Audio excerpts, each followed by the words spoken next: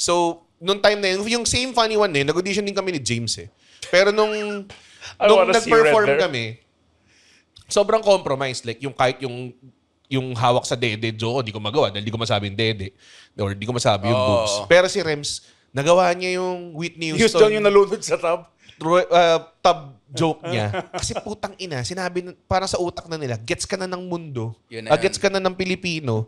Kahit technically, celebrities joke to, gets nila yung humor mo. Magagamit mo to. Kumbaga parang nabigyan ka ng green light because of sheer originality and Solid. ikaw Ikaw to eh. nakakatawa. Ikaw to eh. Oh. Tsaka si Ryan Rems, di ba parang stoner humor siya.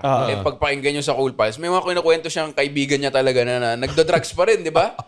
So parang siya talaga eh. Hindi siya parang, uso Cheech and Chong Diba? Hindi siya ganun eh. Na parang binuhay niya talaga yun. Yeah. Yun ang- Nakita ko yung isang... Kaya talagang original.